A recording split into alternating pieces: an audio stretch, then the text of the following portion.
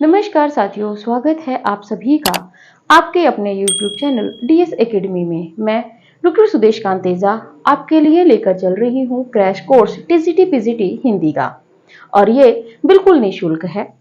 अगर आप चैनल पर नए हैं तो चैनल को सब्सक्राइब कीजिए। अगर आपने चैनल को सब्सक्राइब कर लिया है, आपको वीडियोस अच्छी लग रही हैं, तो कोशिश कीजिए कि ज़्यादा से ज़्यादा अपने दोस्तों में शेयर कीजिए, क्योंकि कई बार क्या होता है कि बहुत कैंडिडेट होते हैं जो फीस के अभाव में या जिनके पास किताबें नहीं होती हैं, तो वो तैयारी से थोड़ा सा वंचित हो जाते हैं, परीक्षा फॉर्म भर देते हैं।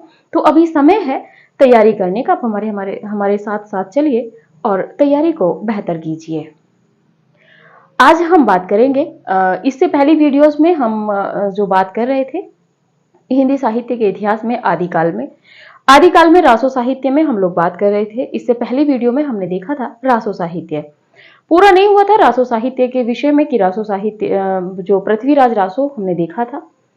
पृथ्वीराज रासो में पृथ्वीराज रासो के रचनाकार कौन थे? चंद्रवरदाई। उनके विषय में जाना, पृथ्वीराज रासो की विषय वस्तु हमने जाना कि पृथ्वीराज रासो विवादित है।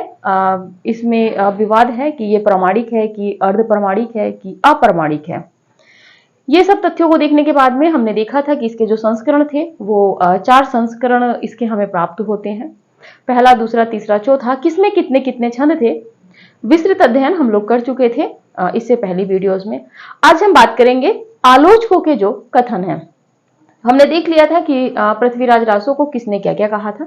इसके बाद भी जो तथ्य छूटे हैं, आज हम वो तथ्य देखेंगे जो छूटे हुए तथ्य हैं। कथन देखेंगे पृथ्वीराज रासो के विषय में जो कथन है, साथ ही में जो और रासो साहित्य की जो रचनाएं बची हुई हैं हम उनको देखेंगे, और इसी के साथ में जो महत्वपूर्ण पंक्तियां रहेंगी रासो साहित्य की जहां से प्रश्न बनते हैं उनको देखेंगे।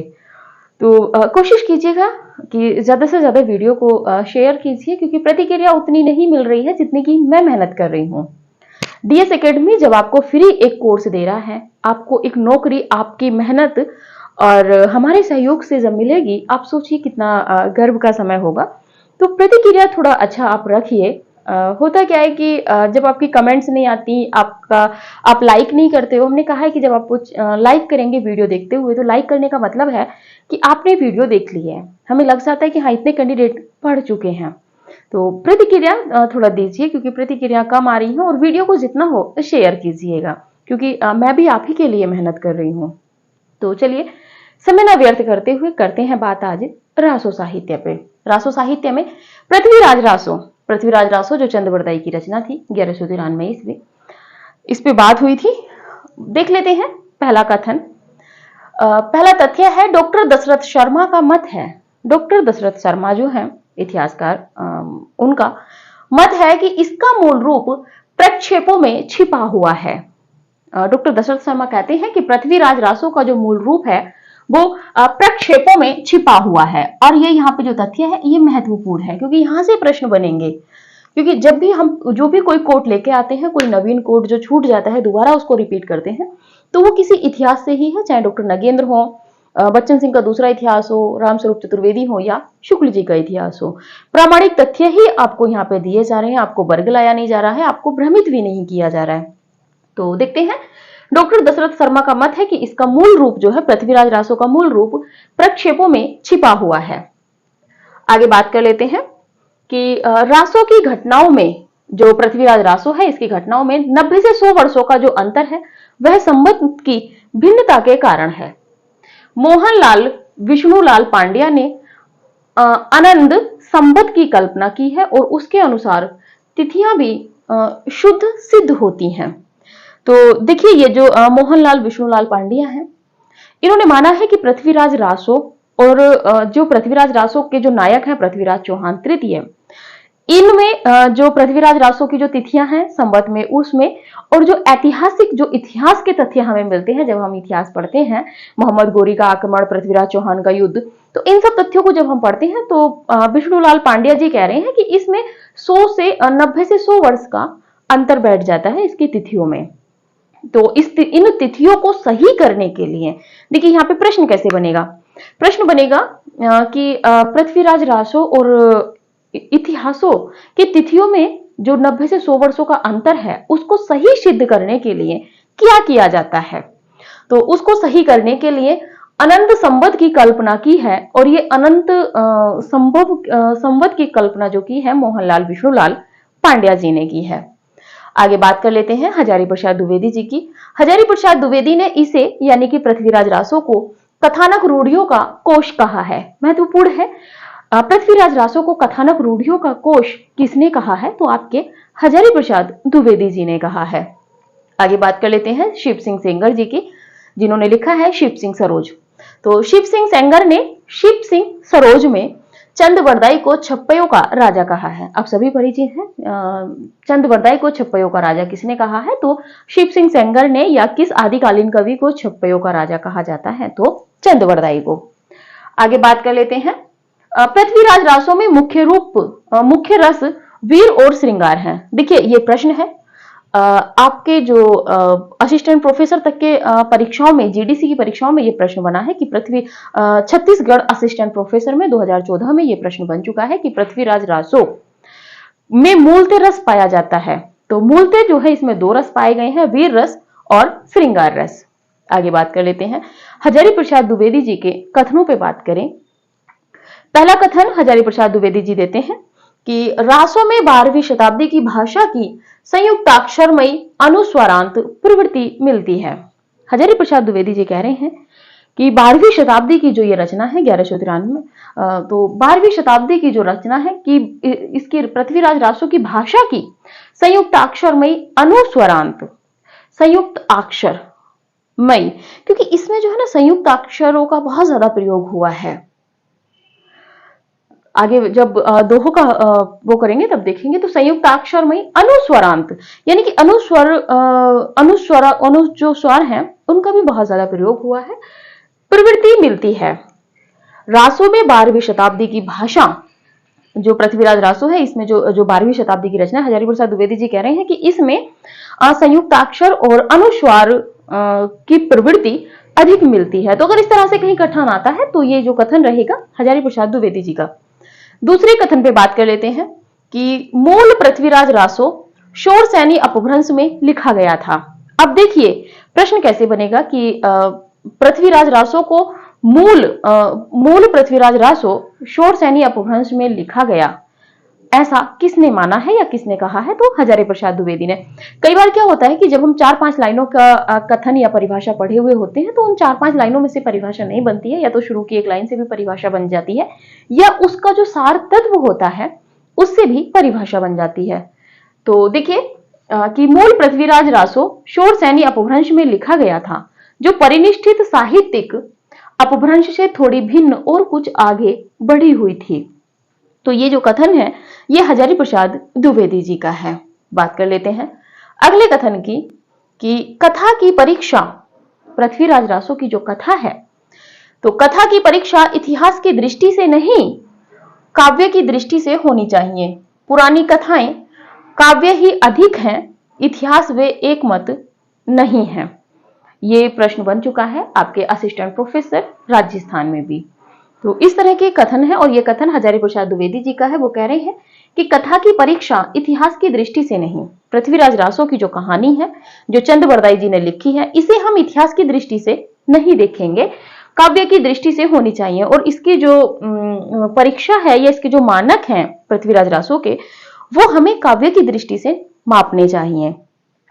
पुरानी कथाएं काव्य ही अधिक हैं, इतिहास वे एकदम नहीं है। हजारी प्रसाद द्विवेदी जी कह रहे हैं कि जो पुरानी कथाएं हैं जैसे पृथ्वीराज रासो, बीसल देव रासो, वो काव्य ही हैं, इतिहास नहीं है। अगर कोई इतिहास इनको मानता है, पृथ्वीराज रासो की जो रचना है चंद द्वारा लिखी हुई, अगर हम इसको इतिहास मानेंगे तो ये हमारी बेवकूफी होगी, क्योंकि ये काव्य रूप में है।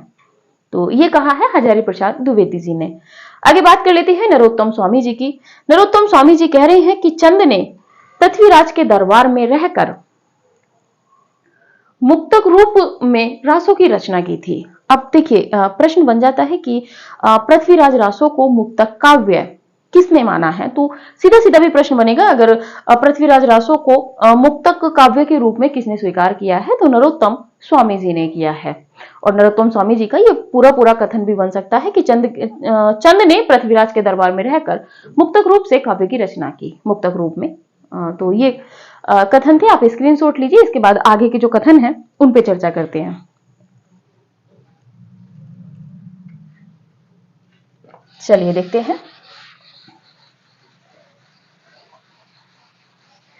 कोशिश कीजिएगा हमारे साथ साथ चलिए। नोट्स अगर आप बना रहे हैं तो साथ साथ नोट्स बना के रखिए, क्योंकि ये समय है इस समय पसीना बहाने का। क्योंकि कहते हैं ना कि युद्ध से पहले अगर जितना हम पसीना बहा लेते हैं उतना हमारे लिए, उतना हमें रक्त नहीं बहाना पड़ता फिर युद्ध रणभूमि में। तो यही समय है, इस समय पसीना बहाइए, मेहनत कीजिए और साथ में दोस्तों से करवाइए वीडियो को शेयर करके, क्योंकि हम भी आपके लिए मेहनत ही कर रहे हैं। तो चलिए बात करते हैं अगले कथन की। अगला कथन है हजारी प्रसाद द्विवेदी जी का। पहले हजारी प्रसाद जी से निपट लें, उसके बाद आगे बात करेंगे। हजारी प्रसाद द्विवेदी, ये जितने भी कथन हैं या तो परीक्षाओं में पूछे गए हैं या परीक्षाओं में पूछे जाने की संभावना है। तो बात कर लेते हैं। युद्धों के प्रसंगों में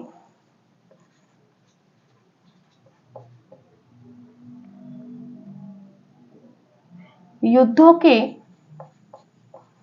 प्रसंगों में युद्धों के प्रसंगों में पृथ्वीराज रासो की भाषा, पृथ्वीराज रासो की भाषा डिंगल का रूप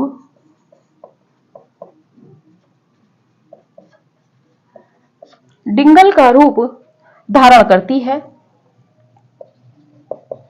डिंगल का रूप धारण करती है, किंतु विवाह और प्रेम इत्यादि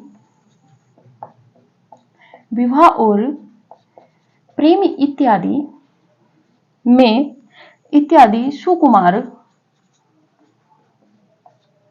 सुकुमार प्रसंगों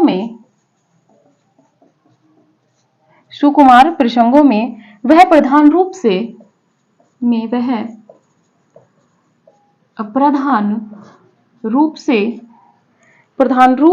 से पिंगल ही बनी रहती है। यानी कि जब वीर गाथात्मक पिंगल ही बनी रहती है।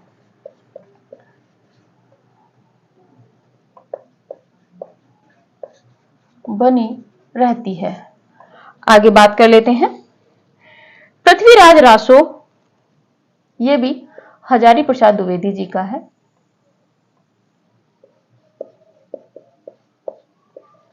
हजारी प्रसाद द्विवेदी, इन्हीं का कथन है। देख लेते हैं कि पृथ्वीराज रासो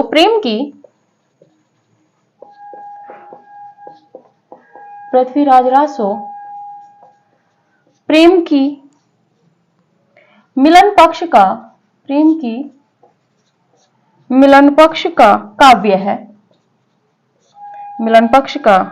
है और संदेश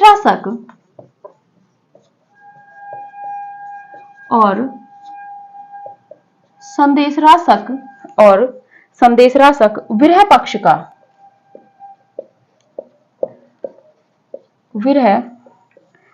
का।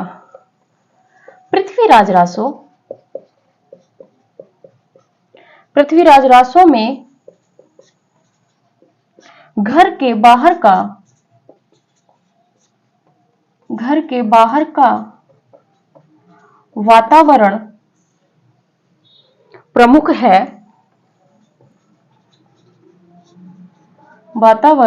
है और संदेश रासक में भीतर का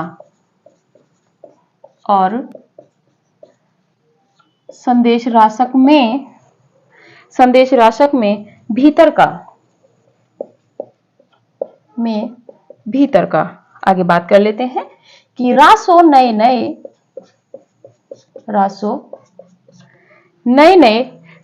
प्रयोग का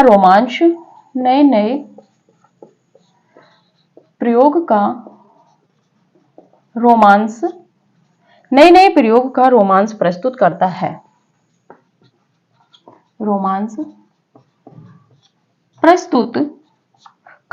संदेश रासक, तुलना हो रही है दोनों में, संदेश रासक पुरानी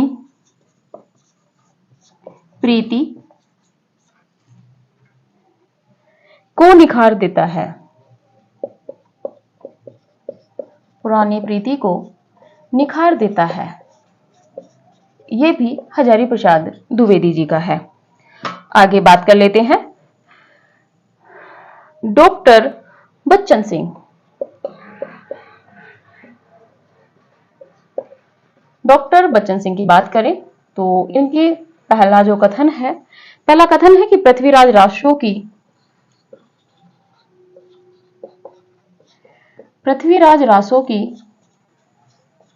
त्रासदी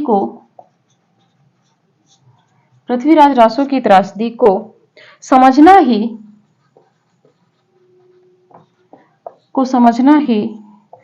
राजनीति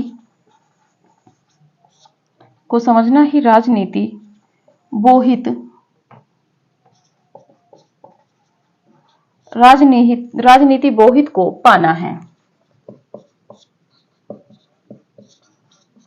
ये कथन डॉक्टर बच्चन सिंह का है। आगे बात कर लेते हैं डॉक्टर बच्चन सिंह के दूसरे कथन की। दूसरा कथन है बच्चन सिंह का ही है। ये भी ये कथन है कि समग्र महाकाव्य के भीतर से समग्र महाकाव्य के भीतर से पृथ्वीराज की त्रासदी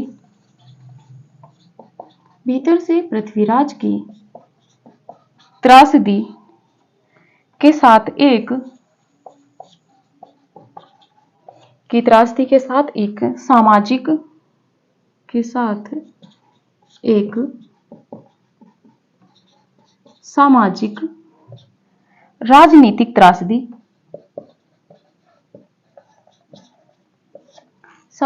राजनीतिक त्रासदी भी उभरती है।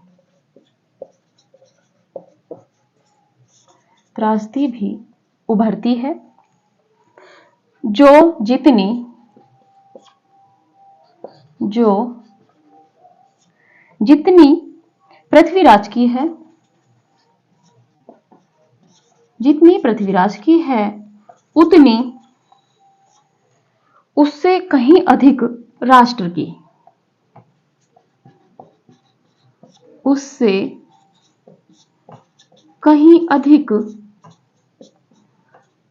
की। तो ये राष्ट्र की है कर लेते हैं इसको, राष्ट्र की है। ये जो कथन है ये भी डॉक्टर बच्चन सिंह का है। इसके बाद बात कर लेते हैं एक कथन की ओर, डॉक्टर मुनिजिन विजय। डॉक्टर मुनिजिन विजय, इनका कथन है कि पृथ्वीराज रासो की भाषा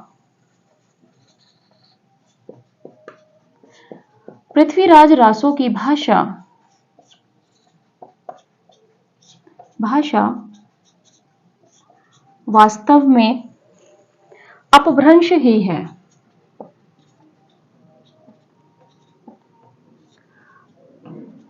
अपभ्रंश ही है। ये जो कथन है डॉक्टर मुनिजिन विजय जी का है, या कहें मुनिजिन विजय जी का है। अच्छा, इसके बाद में एक तथ्य और शामिल कर लेते हैं यहां पर कि पृथ्वीराज के जो पिता थे वो सोमेश्वर थे।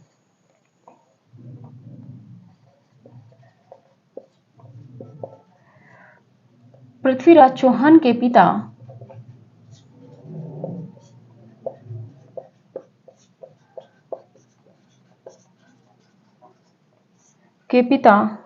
सोमेश्वर तथा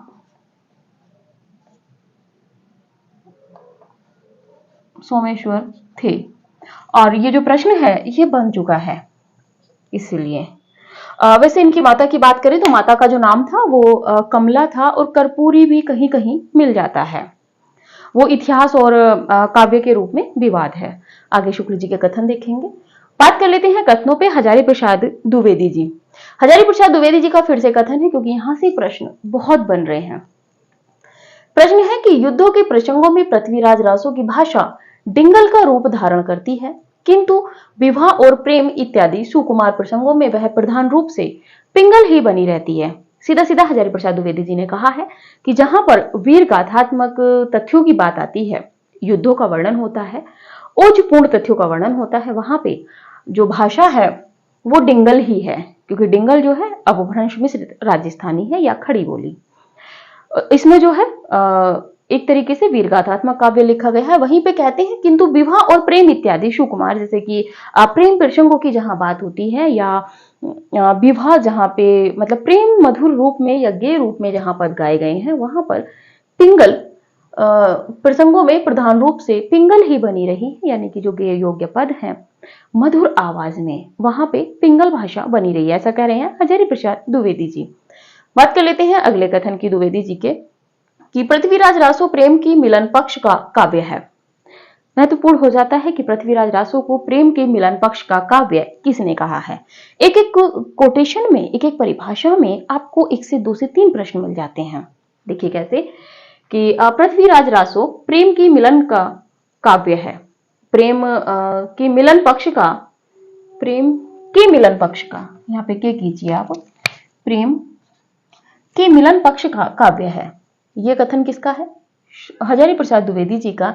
या पृथ्वीराज रासो को प्रेम के मिलन का काव्य पक्ष, प्रेम के मिलन पक्ष का काव्य किसने कहा है? हजारी प्रसाद द्विवेदी जी ने। और संदेश रासक विरह पक्ष का, क्योंकि संदेश रासक में जैसे कि हम जानते हैं कि नायक चला जाता है तो नायिका संदेश भेजती है मेघों के माध्यम से या बाकी से, जैसे आप नागमती को रखिएगा। पृथ्वीराज रासो में घर के बाहर का वातावरण प्रमुख है। युद्धों का वर्णन है, संयोगिता का हरण है, तो ये वर्णन भी इसमें मिलते हैं। आगे बात कर लेते हैं, प्रमुख है और संदेश रासक में भीतर का, यानी कि यहां पर जो है कि युद्धों का वर्णन भी है। नायिका का जो मतलब नायक का जो नायिका से मिलन होता है, जैसे कि गंधर्व विवाह जब इनका संयोगिता के साथ होता है, तो उसका जो वर्णन है वो घर के बाहर का है, जबकि संदेश रासक में भीतर का, यानी कि मन के भीतर का ही जो नायिका का दुख रहता है वो है। आगे कह रहे हैं कि रासो नए नए प्रयोग का रोमांस प्रस्तुत करता है। पृथ्वीराज रासो जो है वो नए नए प्रयोग करता है। क्यों? क्योंकि कल हमने चर्चा की थी डॉक्टर बच्चन सिंह के अनुसार, जब हमने देखा था तो हमने आपको बताया था कि पृथ्वीराज चौहान के 3 विवाह हुए थे। एक पिता ने करवाया था, एक जो पूर्व जन्म का कोई संस्मरण रहता है या कहीं पे स्वप्न में देख लेते हैं वो तथ्य था, और तीसरा संयोगिता जो गांधर्व विवाह हुआ था। लेकिन कहीं कहीं इनके 20 क्या कहते हैं विवाहों का भी वर्णन कहीं कहीं पे मिलता है, कि माना जाता है ऐतिहासिक रूप में जब हम बात कर लें तो माना जाता है कि पृथ्वीराज चौहान के 20 विवाह हुए थे। तो ये इस तरह के प्रश्न आने वाले नहीं है, तो विवाद में नहीं पड़ना है। इस तरह से है कि रासो नए नए प्रयोग का रोमांस प्रस्तुत करता है, संदेश रासक पुरानी प्रीति को निखार देता है। तो ये था क्योंकि जो पृथ्वीराज रासो का जो नायक है वो कई प्रकार के विवाह करता है, तो उसमें क्या है कि नए नए उसने प्रयोग किए हैं, जबकि जो संदेश रासक है इसमें नायिका जो है नायक के विरह में ही तपती रहती है और वो पुरानी प्रीति को ही मान के चलती है कि मेरा जो पति है वो परदेश गया हुआ है, वो आएगा। पोषित पति का वाला जो सिस्टम है वो यहाँ पे है। बात कर लेते हैं आगे डॉक्टर बच्चन सिंह की। पृथ्वीराज रासो की त्रासदी को समझना ही राजनीति बोहित को पाना है। डॉक्टर बच्चन सिंह कह रहे हैं कि पृथ्वीराज रासो की त्रासदी को समझना ही राजनीति बोहित को पाना है। बोहित यानी कि राजनीति में किसका कितना हित होता है, इसको पा लेना होगा अगर हम पृथ्वीराज रासो की जो त्रासदी है, उसमें जो त्रासदी हुई है, जो घटनाएं घटी हैं, अगर हम उनको समझ लेते हैं तो। इसीलिए डॉक्टर बच्चन सिंह ने पृथ्वीराज रासो को राजनीतिक महाकाव्य की त्रासदी भी कहा है। ये हम कल देख चुके थे। बात कर लेते हैं अगला दूसरा कथन भी डॉक्टर बच्चन सिंह का है कि समग्र महाकाव्य के भीतर से पृथ्वीराज की त्रासदी के साथ एक सामाजिक राजनीतिक त्रासदी भी उभरती है, जो जितनी पृथ्वीराज की है उससे कहीं अधिक राष्ट्र की है।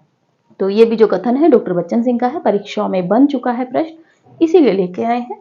तो बच्चन सिंह कह रहे हैं कि समग्र महाकाव्य के भीतर से जो पृथ्वीराज की त्रासदी के साथ साथ सामाजिक और राजनीतिक जो त्रासदी उभरती है वो पृथ्वीराज चौहान से कहीं अधिक राष्ट्र की चिंता के रूप में उभरती है। ये कथन डॉक्टर बच्चन सिंह का है।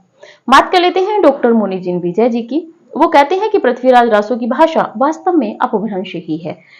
पृथ्वीराज रासो की भाषा को वास्तव में अपभ्रंश किसने माना है? तो मोनीजिन विजय जी ने। आगे बात कर लेते हैं पृथ्वीराज चौहान के पिता कौन थे। प्रश्न बन चुका है, इसीलिए हम लेके आए हैं, असिस्टेंट प्रोफेसर में बना है। तो पृथ्वीराज चौहान के जो पिता थे वो सोमेश्वर थे। आप स्क्रीनशॉट लीजिए, इसके बाद आगे बढ़ते हैं।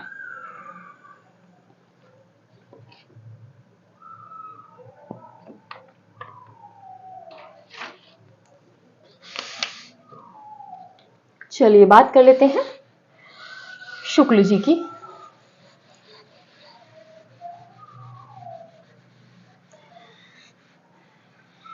देखिए, जितना हो आपको अगर वीडियो पसंद आ रही है, आपको लग रहा है कि परीक्षा उपयोगी तथ्य हमें मिल रहे हैं या बहुत ज्यादा किताबों का निचोड़, देखिए मैं खुद प्रामाणिक किताबों का हम आपके लिए निचोड़ लेके आ रहे हैं। ऐसा नहीं है कि कहीं से भी कुछ भी उठा के हम आपको दे दें या वर्ग ला रहे हो, ऐसा हमारा कोई उद्देश्य नहीं है। भ्रमित करना हमारा कोई उद्देश्य नहीं है। बात कर लेते हैं आचार्य रामचंद्र शुक्ल जी की।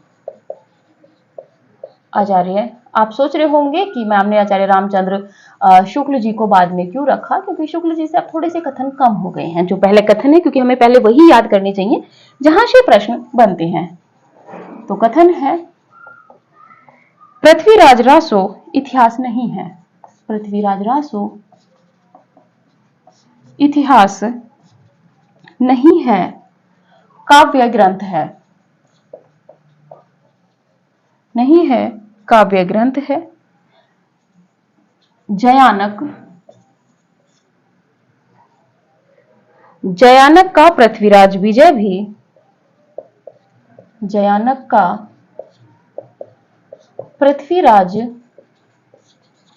पृथ्वीराज विजय भी काव्य ग्रंथ ही है। काव्य ग्रंथ ही है। फिर क्यों उसमें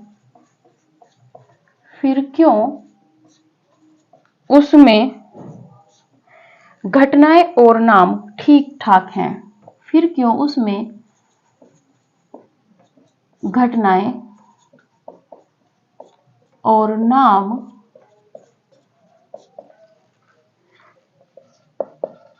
ठीक ठाक हैं। यह पूरा ग्रंथ वास्तव में जाली है। वास्तव में जाली है। और ये जो कथन है ये शुक्ल जी का है। बात कर लेते हैं दूसरे कथन की, आचार्य रामचंद्र शुक्ल। आचार्य रामचंद्र शुक्ल जी की, इनका कथन है कि भाषा की कसौटी पर कसते हैं तो और भी निराश होना पड़ता है। भाषा की कसौटी पर कसते हैं तो और भी निराश होना पड़ता है। और भी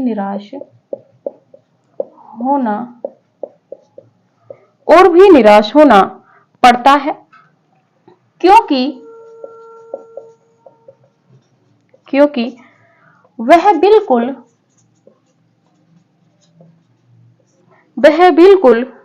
बेठिकाने हैं। वह बिल्कुल बेठिकाने हैं। उसमें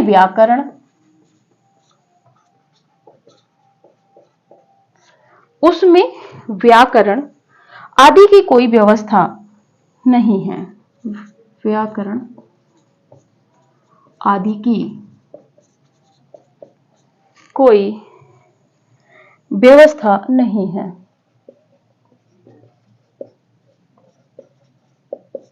कोई व्यवस्था नहीं है। ये कथन शुक्ल जी का है।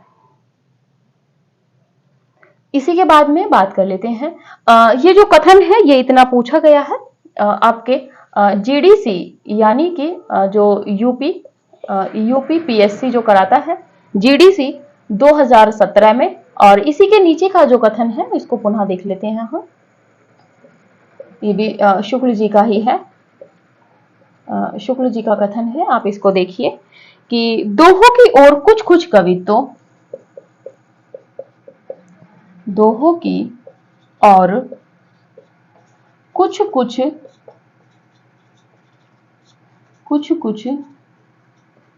कवित्व, छप्पयों की भाषा,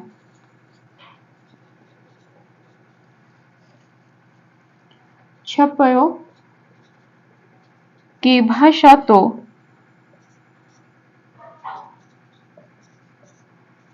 तो ठिकाने की है, ठिकाने की है, पर त्रोटक आदि जो छंद है, त्रोटक आदि छोटे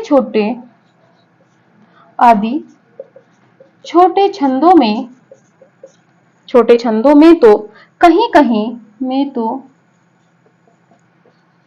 कहीं अनुस्वरांत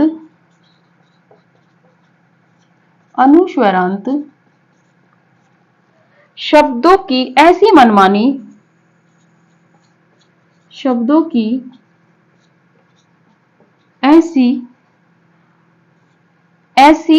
मनमानी की भरमार है,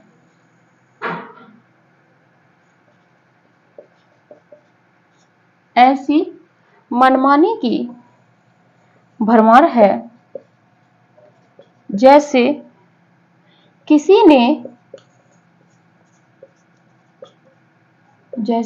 ने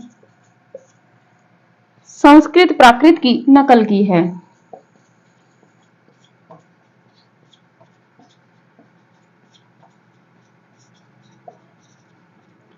ये कथन थे पृथ्वीराज रासो के संदर्भ में। ये हमारा पृथ्वीराज रासो संपन्न हुआ है।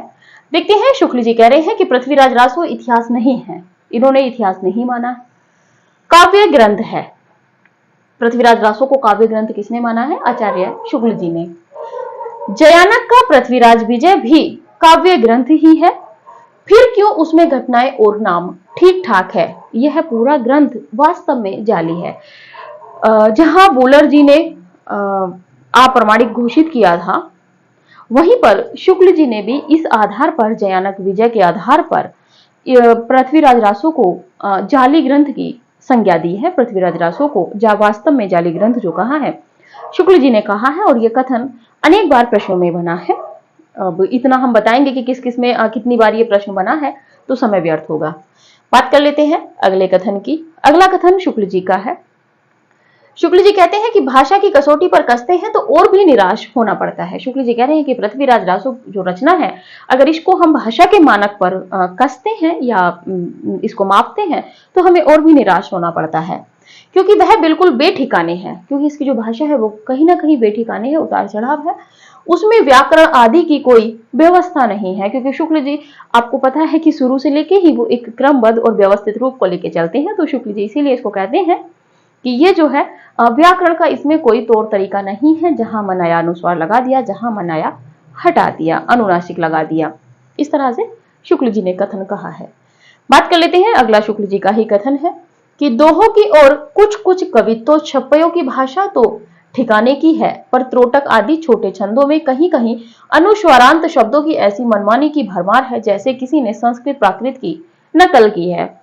शुक्ल जी का कहना है कि संस्कृत प्राकृत की नकल करने का उद्देश्य उनका यहाँ पे है कि जैसे आप देखेंगे नन नुनो नो नो करके जो पद आते हैं संस्कृत में, जब आप पढ़ेंगे, जब हम आपको संस्कृत साहित्य में पढ़ाएंगे तब आप देखेंगे, तो इसी तरह यहाँ पे शुक्ल जी कहना चाह रहे हैं कि इसकी जो भाषा है वो कहीं ना कहीं उथल पुथल में है, इसीलिए अप्रमाणिक, अर्ध प्रमाणिक, ये विवाद इसमें बहुत ज्यादा रहे हैं। भाषा को लेके भी इसमें विवाद रहे हैं। भाषा अपभ्रंश है, ब्रज मिश्रित पिंगल है, या अपभ्रंश मिश्रित डिंगल या राजस्थानी है, इस तरह से विवाद रहे थे। ये पहली वीडियो में हमने देखे हैं।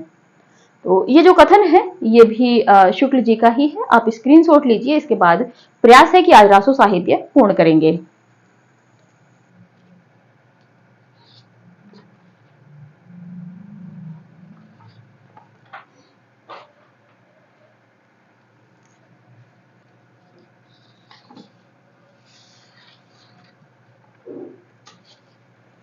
चलिए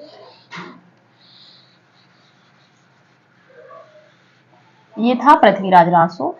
इससे संबंधित अगर कोई तथ्य छूटा होगा तो वो प्रश्नोत्तरी में हो जाएगा। प्रश्नोत्तरी हमारी पीडीएफ फाइल में करके हम कराते हैं, तो कोशिश कीजिए कि आपको जो प्रश्नोत्तरी हमारी है प्रीवियस ईयर के नाम से, आप उसको भी प्रीवियस ईयर जो सोल पेपर के नाम से है आप उसको भी देखते रहिए, क्योंकि आपको पता चलता रहेगा कि कहां से किस तरह के प्रश्न बन रहे हैं। प्रश्न बहुत अच्छे रहते हैं उसमें भी। बात कर लेते हैं अगली रचना विजयपाल रासो। अगली रचना है विजयपाल रासो। बात कर लेते हैं रचनाकार। रचनाकार है नल्ल सिंह भाटकवि, इनको कहा जाता है नल्ल सिंह भाटकवि। बात कर लेते हैं समय 16वीं शताब्दी। समय क्या है?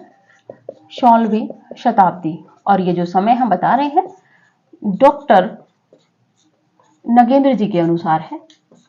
थोड़ा सा फास्ट चलेंगे क्योंकि कंप्लीट करना है। बात कर लेते हैं इसमें विजयगढ़, इसमें जो कथा है तो इसमें विजयगढ़ करौली, विजयगढ़ करौली के शासक विजयपाल यादव एवं के शासक विजयपाल यादव एवं पुंग भी आ जाता है कहीं पे, लेकिन पंग राजा के मध्य हुए युद्धों का वर्णन है। मध्य हुए युद्धों का वर्णन है। इसके बाद में बात कर लेते हैं, यह अप्रामाणिक रचना है। यह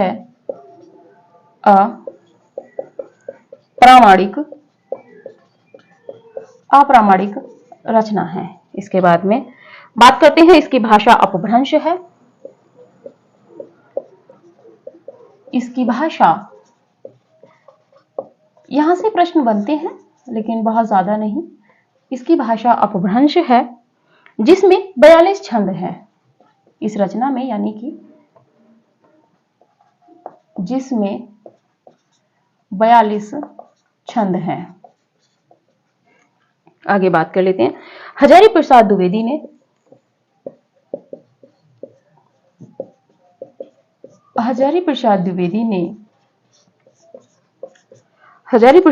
ने इसे क्रासो काव्य में स्थान नहीं दिया है।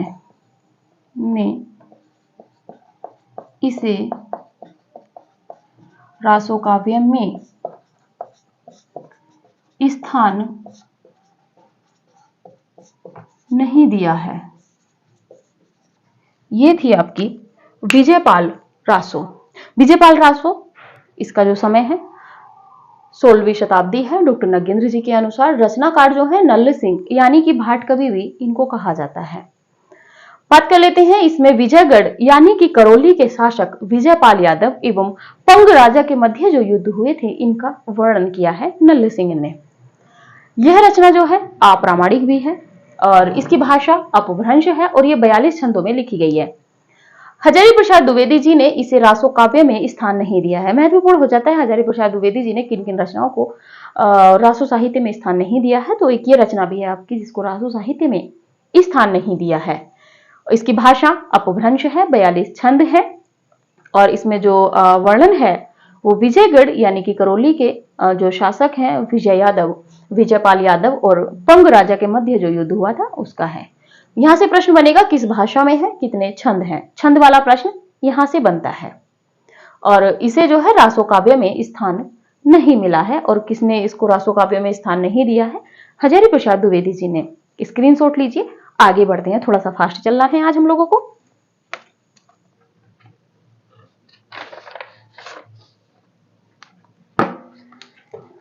चलिए आगे बात कर लेते हैं। आगे बात कर लेते हैं जयचंद प्रकाश।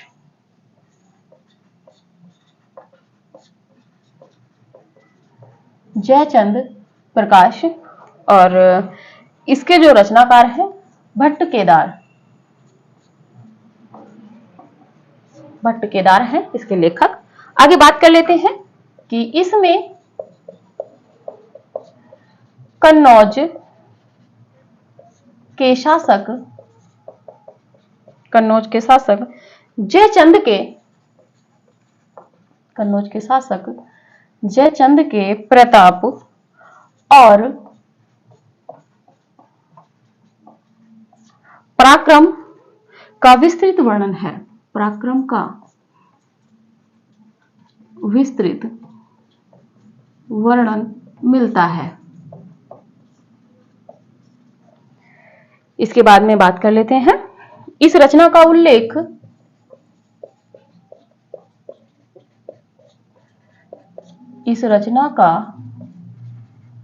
उल्लेख दयालदास सिंध्याच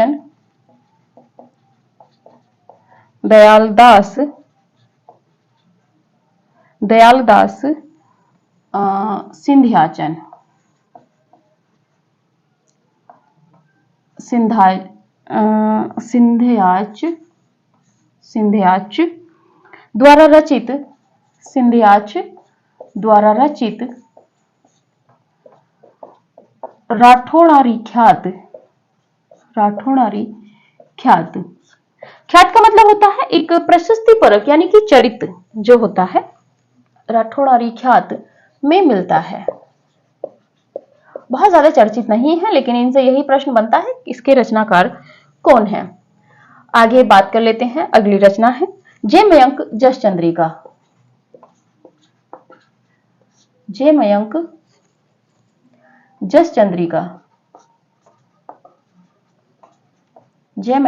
जसचंद्रिका और ये है मधुकर भट्ट जी की। इसके जो लेखक हैं मधुकर भट्ट, इसके रचनाकार मधुकर भट्ट जी हैं। आगे इसके विषय में बात कर लेते हैं। 1100 समय जो है 1186 ईस्वी है, 1186 ईस्वी। इसके बाद में बात कर लेते हैं, इस रचना में भी जयचंद की वीरता का वर्णन मिलता है। जयचंद की वीरता का वर्णन मिलता है। यह रचना भी उपलब्ध नहीं है। यह रचना भी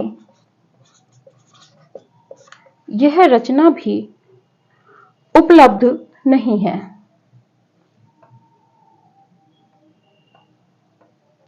यह रचना उपलब्ध नहीं है कीजिए, यह रचना उपलब्ध नहीं है। आगे बात कर लेते हैं, इसका वर्णन कहाँ मिलता है। तो इस रचना का भी जो वर्णन है, इस रचना का उल्लेख भी दयालदास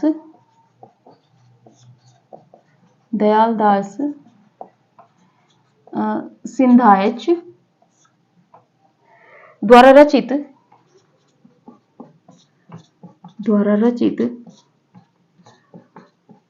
राठौड़ारी ख्यात में मिलता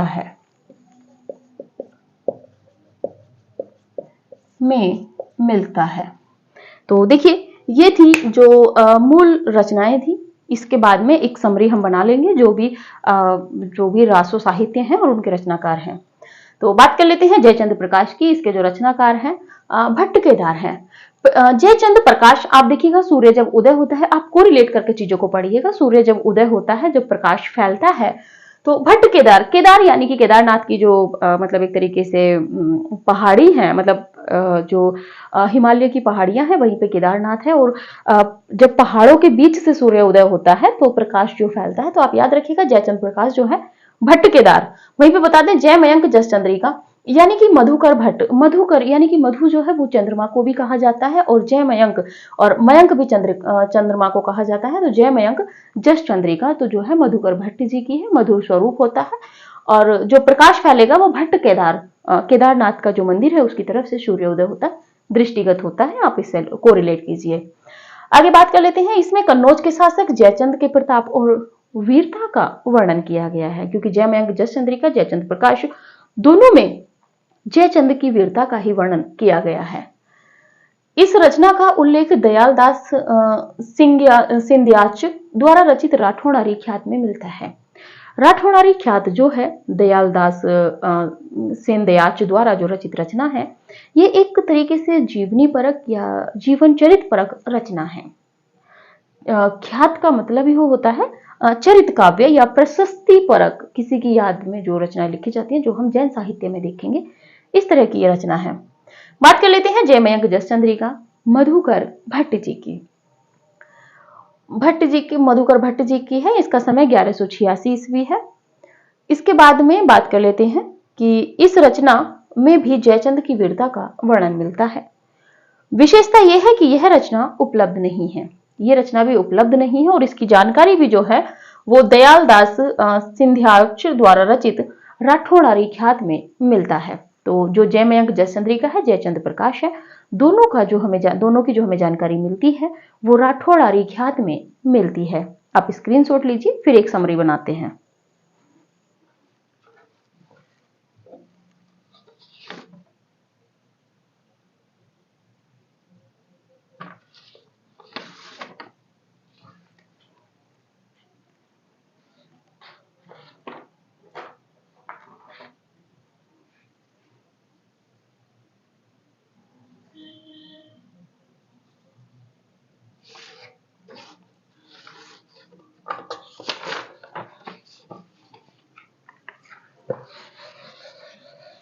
चलिए देखते हैं।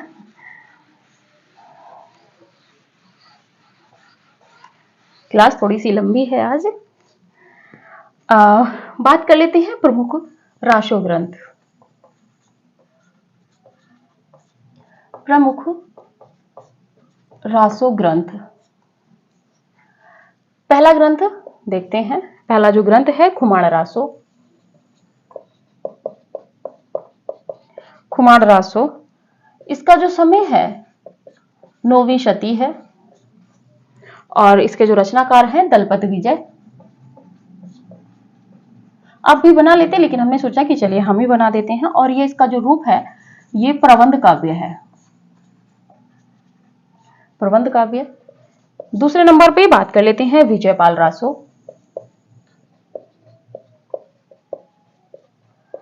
विजयपाल रासो, इसका जो समय है 11वीं शती है, और विजयपाल रासो के रचनाकार नल सिंह हैं।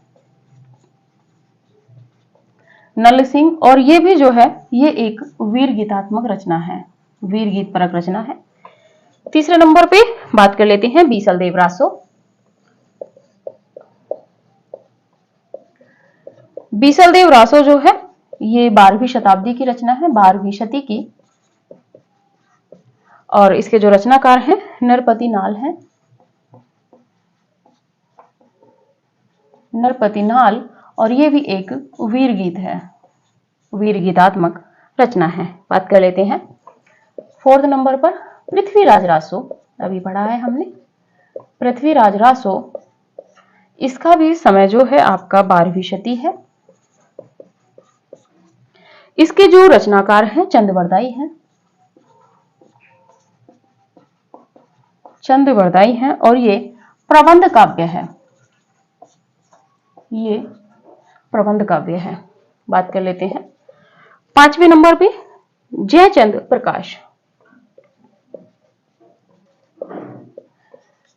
जयचंद प्रकाश, इसका जो समय है 12वीं शती है, इसका भी समय 12वीं शती इसका समय माना जाता है। और जयचंद प्रकाश जो है ये भट्ट केदार जी की है, भट्ट केदार, और ये भी वीर गीत प्रबंध है, ये भी प्रबंधात्मक है। इसके बाद में बात कर लेते हैं 6ठे नंबर पर जयमयंक जसचंद्रिका। जयमयंक जसचंद्रिका, और इसका समय भी 12वीं शती है, और इसके जो रचनाकार हैं मधुकर भट्ट जी हैं। अभी पढ़ा था हमने, मधुकर कवि कहें या मधुकर भट्ट कहें, और ये प्रबंध काव्य है, ये भी प्रबंध काव्य है। इसके बाद में बात कर लेते हैं 7वें नंबर पे परमाल रासो।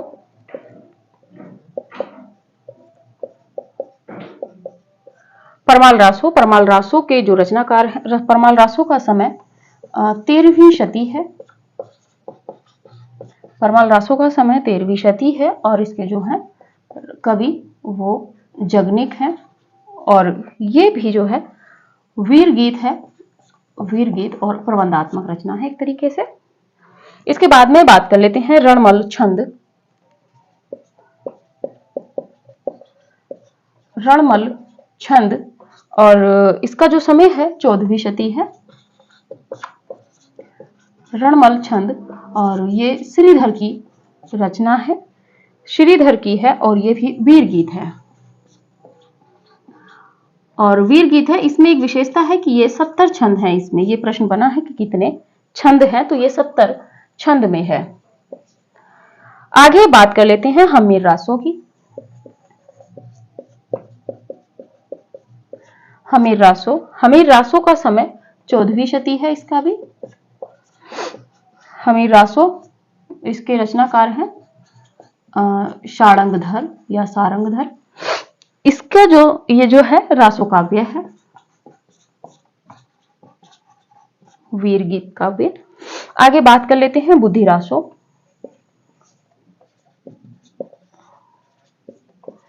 बुद्धि रासो, इसके जो रचनाकार की सीधे सीधे बात कर लेते हैं जल्लड़ हैं। आगे बात कर लेते हैं राम रासो। राम रासो के जो रचनाकार हैं समय सुंदर है, समय सुंदर है। आगे बात कर लेते हैं कलयुग रासो। कलयुग रासो, इसके जो रचनाकार हैं रसिक गोविंद हैं, रसिक गोविंद हैं।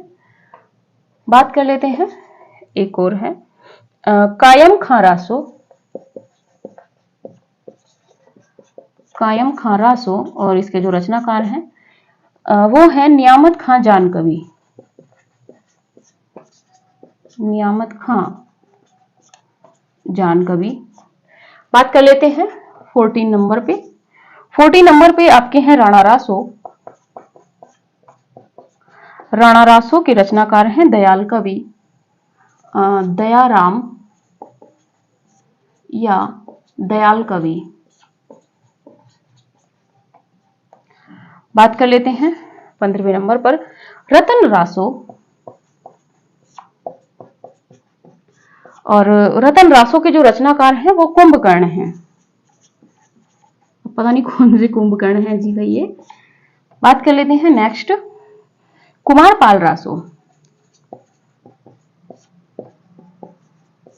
कुमारपाल रासो और इसके रचनाकार हैं देवप्रभ सूरी। देवप्रभ सूरी। तो देखिए ये था हम लोगों का इंडेक्स। आज हम कोशिश ये करेंगे कि फाइनली इसको कंप्लीट कर लें। प्रमुख रासो ग्रंथ में बात कर लेते हैं खुमार रासो 9वीं शती। इसके जो रचनाकार हैं दलपत विजय, प्रबंध काव्य है। फिर है विजयपाल रासो 11वीं शताब्दी का, विजयपाल रासो नल सिंह का है और ये भी वीर गीत है। विशल देव रासो ये 12वीं शती का है, नरपति नालय का है और ये भी वीर गीतात्मक रचना है। पृथ्वीराज रासो 12वीं शताब्दी की है, चंद बरदाई की, प्रबंध काव्य है। जयचंद प्रकाश 12वीं शती का, भट्ट केदार जी का है और ये भी वीर गीत प्रबंध काव्य है। जय मयंक जसचंद्रिका ये भी 12वीं शताब्दी का है और ये मधुकर कवि का या मधुकर भट्ट जी का है, प्रबंध काव्य है। परमाल रासो की बात करें 13वीं शती और जगनिक की वीर गीत या आलाखंड भी इसको कहा जाता है। रणमल छंद 14वीं शती की रचना है, श्रीधर की है और ये वीर गीत है और इसमें विशेषता यह है कि इसमें 70 छंद इसमें रचे गए हैं। महत्वपूर्ण है, ये प्रश्न बन चुका है कि रणमल छंद में कितने छंदों का वर्णन किया गया है, तो 70 छंदों का। हमीर रासो 14वीं शती की रचना है, शार्ंगधर की और यह भी रासो काव्य है। बुद्धि रासो के रचनाकार जल्लड़ हैं। राम रासो के रचनाकार समय सुंदर हैं। कलयुग रासो के रचनाकार रसिक गोविंद हैं। कायम खां रासो के रचनाकार नियामत खां जानकवि हैं। राणा रासो के दयाराम यानी कि दयाल कवि, रतन रासो के रचनाकार कुंभकर्ण हैं और कुमार पाल रासो के रचनाकार देव प्रभु सूर्य जी हैं। तो आप इसका स्क्रीनशॉट लीजिए। इसके बाद रासो साहित्य की जो पंक्तियां हैं उन पे चर्चा करते हैं।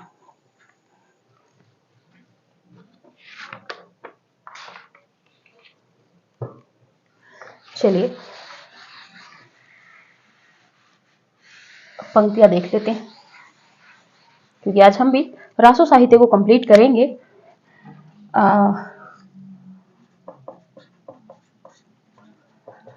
रासो काव्य की प्रमुख पंक्तियां, और ये पंक्तियां वही हैं जो परीक्षा उपयोगी हैं। तो बात कर लेते हैं।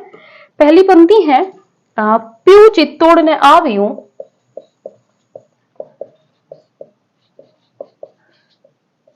प्यू चित्तौड़ ने आवियूं, प्यू चित्तौड़ ने आवियूं, सावण पहली तीज, सावण पहली तीज, जोबे बाट, जोबे बाट विरहिणी, जोबे बाट विरहिणी, खिण खिण अणवे, खिण खिण अणवे खीज। और ये जो पंक्ति है आगे बताएंगे अभी। दूसरी पंक्ति नोट कीजिए, संदेशो पिण साहिबा, संदेशो पिण साहिबा, संदेशो पिण साहिबा, पाछो फिरिए न दे, पाछो फिरिए न दे। आगे है, पंछी घाल्या, पंछी घाल्या पिंजरे, यानी कि पंछी को डाला पिंजरे में, छूटन रो संधे,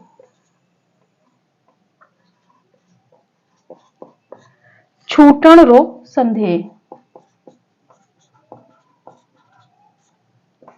और ये जो दोनों पंक्तियां हैं, ये दोनों पंक्तियां आपकी खुमाड़ रासो से हैं।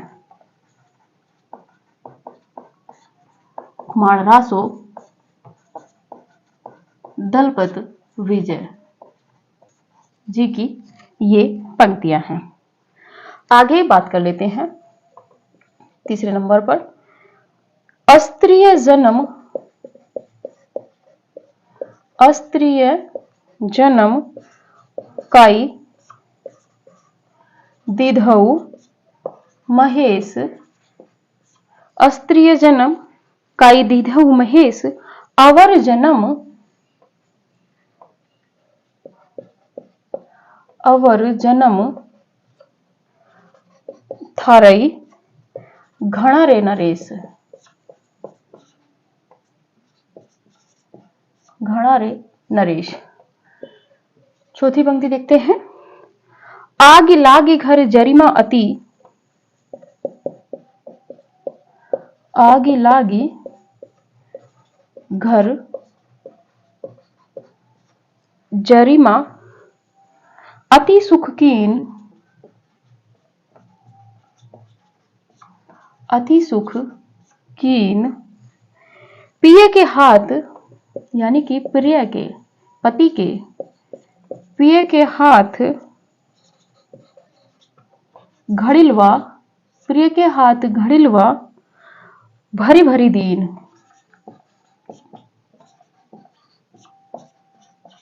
भरी भरी दीन। और ये जो दोनों पंक्तियां हैं, तीसरी और चौथी, ये है बीसल देव रासो की, बीसल देव रासो। बात कर लेते हैं बीसल देव रासो जो पंक्तियां हैं, प्यो चित्तौड़ ने आवे हूं श्रावण पहली तीज, जोबे बाट विरहिणी, खिण खिण अणवे खीज। ये जो पंक्ति है खुमाड़ रासो की है। खुमाड़ रासो की नायिका कहती है, प्यू चित्तौड़ ने आवे श्रावण पहली तीज, हे सखी क्या कहते हैं, मेरे जो पति हैं वो भी चित्तौड़ नहीं आए हैं।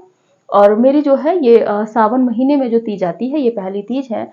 जो भी बाट विरहिणी, और मैं उनकी आने की बाट में, यानी कि उनके आने की इंतजार में, परीक्षा में, प्रतीक्षा में मैं गृहिणी की तरह बैठी हूँ, खिड़खिड़ अड़वे खींच, और मुझे अपने में ही बहुत ज्यादा गुस्सा आ रहा है।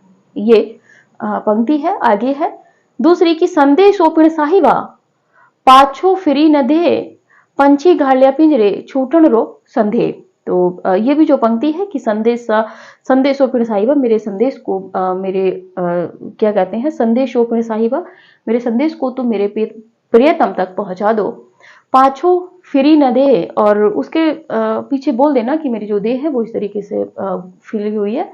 पंछी घालिया पिंजरे, जैसे कि मेरा जो शरीर है वो इस तरीके से हो गया है कि जैसे किसी ने पक्षी को पिंजरे में डालकर कैद कर दिया हो। छूटन रो संदेह, और ऐसा है कि मेरा शरीर, मुझे समझ में ही नहीं आ रहा कि मेरा जो मन है वो इस तरह हो गया है कि जैसे मुझे किसी ने पक्षी की तरह किसी पिंजरे में कैद कर लिया है, और अब मुझे ये समझ में ही नहीं आ रहा कि मैं इस पिंजरे में से कब आजाद होंगी। तो ये जो दोनों पंक्तियां हैं ये खुमाण रासों की हैं, दलपति विजय की। बात कर लेते हैं बीसल देव रासों की। पहली पंक्ति है, बहुत महत्वपूर्ण है। पीयू चित्तौड़ ने आवयु, कई बार प्रश्न बन चुका है, हायर में भी प्रश्न बना है। और तीसरी पंक्ति देखते हैं, अस्त्रीय जन्म काई दीधहु महेश, अवर जन्म थरैध घड़ा रे नरेश। जो बीसल देव की नायिका है वो कह रही है कि आपने मुझे स्त्री का जन्म क्यों दिया है। काई दीधहु महेश, हे ईश्वर, आपने, महेश यानी कि ईश्वर, आपने मुझे स्त्री का जन्म क्यों दिया है। अवर जन्म थारई घड़ा रे नरेश, तो वो कहना चाह रही है कि मुझे क्या कहते हैं, तुमने, अगर तुम्हें मुझे जन्म देना ही था तो कोई घड़े नरेश का मुझे या उस तरह का जन्म दे दे, मुझे स्त्री का जन्म तुम्हें नहीं देना था। ये जब की बात है जब वो क्या कहते हैं, जो बीसल देव है वो रूट कर उड़ीसा चले जाते हैं। ये तब की बात है जब वो ईश्वर से कहती है कि तुम्हें मुझे स्त्री का जन्म देना था, और अगर तुमने मुझे स्त्री का जन्म दिया तो किसी राजा के रूप में मुझे देना था, ताकि जैसे मैंने अपने राजा से बात कही और मेरे राजा को कटु लगी, इस तरह मतलब मैं उसका आभास कर पाती। अगली पंक्ति है बीसल देव रासों की ही कि आग लाग घर जरिमा अति सुख कीन। जो है वो आग लग गई है घर में और सब कुछ जल गया है, उसके बाद अति सुखीन, और मुझे सुख की सी अनुभूति हो रही है। पिया के हाथ घड़िलवा भरी भरी दीन, और पिया के हाथ में मतलब ऐसे लग रहा है कि सब कुछ है और मैं फिर भी दीनहीन हूं। और ये जो पंक्तियां हैं ये बीसल देव रासों की। आप स्क्रीनशॉट लीजिए, आगे देखते हैं अगली पंक्तियों को।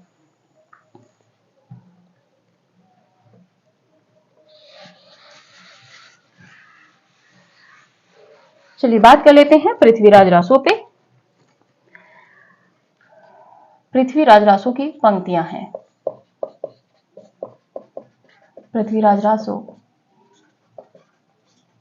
चंदवरदाई।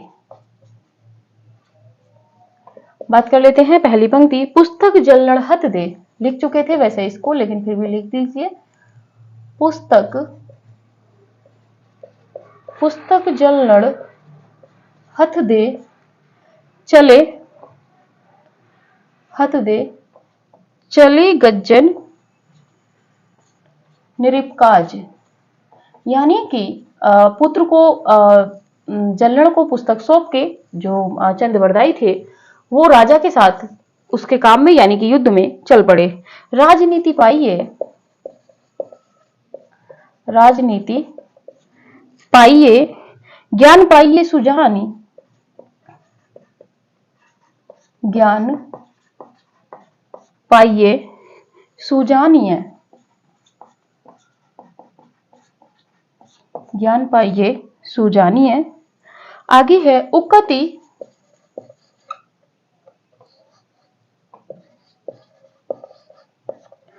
उक्कति जुगति पाइए, उक्कति जुगति पाइए, अरथ घटी बड़ी,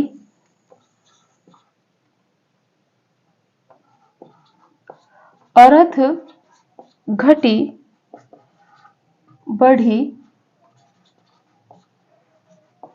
उन्मानी।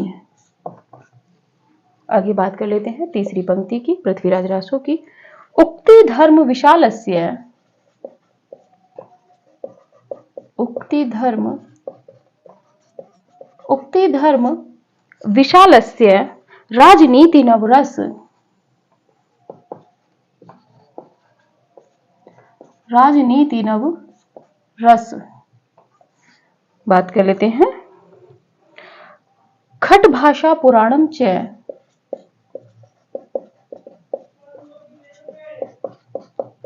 खट भाषा पुराणम च कुरानम कथितम मया, कुरानम कथितम मया, कथितम मया। अगली पंक्ति की बात कर लेते हैं कि बहुत पूछी गई, बहुत ज्यादा प्रसिद्ध है कि मने हूं कला ससभान। देखिए ससीभान भी मिलता है, कहीं कहीं ससभान भी मिलता है, शुक्ल जी ने शशभान लिखा है। मने हूं कला ससभान कला, कला 1600 बन्नीय, 1600 बन्नीय बाल बैस ससिता, बाल बैस ससिता समीप अमृत, समीप अमृत रस पिन्नीय, रस पिन्नीय। ये पंक्ति थी पृथ्वीराज रासो की। पृथ्वीराज रासो की 3 पंक्तियां महत्वपूर्ण है जो चंद बरदाई द्वारा है। पहली तो है कि पुस्तक जलड़हत दे चली गज्जन रिपकाज, तो ये पंक्ति है। दूसरी है कि राजनीति पाइए। देखिए इसमें राजनीति शब्दों का प्रयोग आपको जहां मिलेगा तो कोशिश कीजिएगा कि ज्यादा से ज्यादा आप जब कोरिलेट करके चीजों को पढ़ेंगे तो वहां पे राजनीति जहां शब्द आएगा तो ज्यादा से ज्यादा उसमें पृथ्वीराज रासो के चांस ज्यादा रहेंगे। राजनीति पाइए ज्ञान पाइए सुजानी, जो राजनीति पा लेते हैं, ज्ञान पाइए सुजानी, उनमें क्या आपको लगता है कि ज्ञान होता है?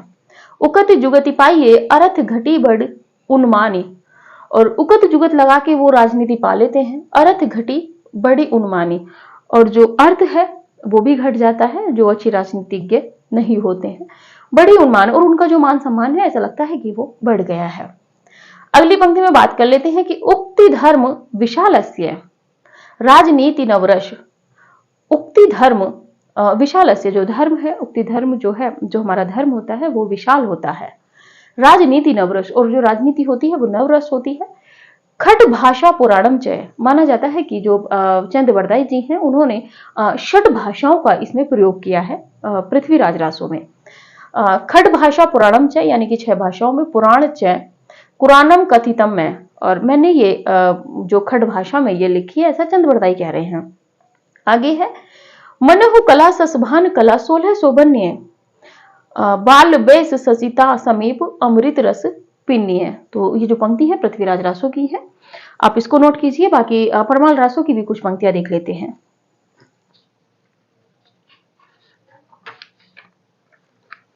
चलिए थोड़ा सा एकदम से चले हैं क्योंकि समय कम था और आज ये रासो साहित्य हमें कंप्लीट करना था। बात कर लेते हैं परमाल रासो जगनिक। पहली पंक्ति में बात कर लेते हैं कि 12 बरिस ले कुकर जिए,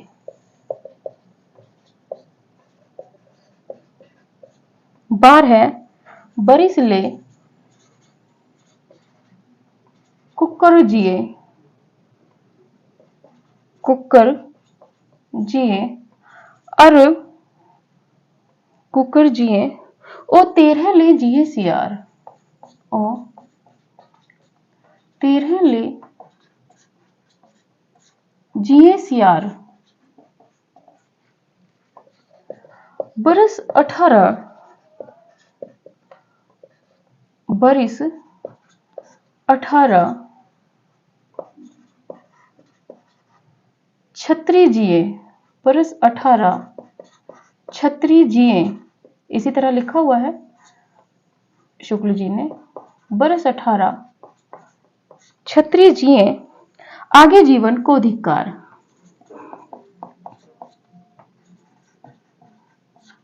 आगे जीवन को धिक्कार। बात कर लेते हैं दूसरी पंक्ति की। सदा तरैया ना बन फूले, महत्वपूर्ण है, सदा तरैया ना बन फूले, सदा तरैया ना बन फूले,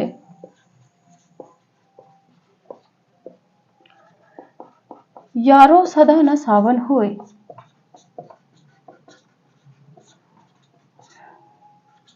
यारो सदा न सावन होए, स्वर्ग मड़ैया,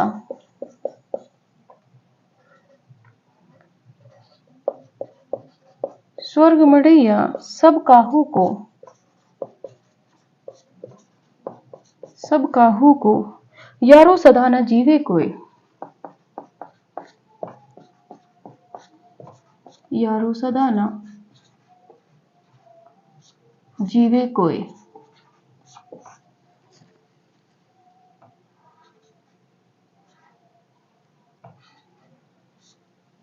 ये जो पंक्तियां हैं, ये पंक्तियां हैं परमाल रासो की, महत्वपूर्ण पंक्तियां हैं कि 12 बरिस ले कुकर जिए, कुकर तत्सम शब्द है, 12 बरिस लो कुकर यानी कि कुत्ता जीता है, और 13 लो जिए शियार, और जो शियार होता है वो 13 वर्ष तक जीता है। बरस 18 क्षत्रिय जिए, बरस 18 जो है क्षत्रिय जीते हैं, और इसके आगे जो व्यक्ति जीवन जीता है उसके जीवन को धिक्कार है। ये परमाल रासो में कहा है जगनिक ने। अगली है कि सदा तरैया ना वन फूले, कहते हैं कि सदा तरैया यानी कि जो लता होती है, जो फूल होते हैं और जो वन होते हैं वो हमेशा नहीं फूलते हैं। यारो सदा न सावन होए, और हमेशा सावन भी नहीं होता है, ऐसा कह रहे हैं जगनिक। स्वर्ग मड़ैया सब काहू को, और जो स्वर्ग रूपी जो घर है, जो स्वर्ग मड़ैया सब काहू को, और वही सबकी मड़ैया है। यारो सदा न जीवे कोई, और जगनिक कह रहे हैं कि कोई भी सदा जीने के लिए यहाँ पर कोई भी अमर नहीं आता है। तो ये थी परमाल रासो या आपका रासो साहित्य। आज की वीडियो में इतना ही। आज हमने रासो साहित्य कंप्लीट कर लिया है। इसके बाद अगली काव्य प्रवृत्ति जो आदिकालीन साहित्य की है, नाथ या सिद्ध साहित्य के साथ में कल मिलेंगे। ठीक है, तो यहीं तक था। वीडियो पसंद आ रही है तो लाइक कीजिए, कमेंट कीजिए, और कोशिश कीजिए ज्यादा से ज्यादा शेयर करने की, क्योंकि जितना हम मेहनत कर रहे हैं उसके अनुसार हमें प्रतिक्रिया नहीं मिल रही। आप फीडबैक अच्छा देंगे तो आपको हमारी तरफ से भी अच्छा मिलेगा। वैसे हम तो आपके लिए निस्वार्थ रूप से, देखिए, फ्री कोर्स लॉन्च करने के बाद में निस्वार्थ रूप से परीक्षा उपयोगी सारे तथ्य लेके आ रहे हैं। और यकीन मानिएगा, जिस दिन आप परीक्षा में बैठोगे, आपने शुरू से क्लास 1 से अगर आपने वीडियो बनाई है, मतलब नोट्स तैयार किया है, अगर आप प्लेलिस्ट के अनुसार अगर आप नोट्स बना के चल रहे हैं क्लास नंबर 1 से लेके, तो यकीन मानिएगा जैसे ही परीक्षा आएगी आपको यहीं से सारे प्रश्न मिलने वाले हैं, क्योंकि जहां से प्रश्न बनते हैं उन्हीं किताबों का निचोड़ हम लेके आपके लिए आ रहे हैं। तो आप भी कम से कम थोड़ा सा हमें गुरु दक्षिणा के रूप में इतना हमें दे दीजिए कि जितना हो सके इसको शेयर कीजिए। आपके पास जो भी पब्लिकली प्लेटफॉर्म है, चाहे वो टेलीग्राम है, चाहे व्हाट्सएप है, चाहे फेसबुक है। तो ठीक है, आज के लिए इतना ही। मिलते हैं अगली वीडियो में अगली आदिकालीन काव्य प्रवृत्ति के साथ में। नमस्कार, धन्यवाद।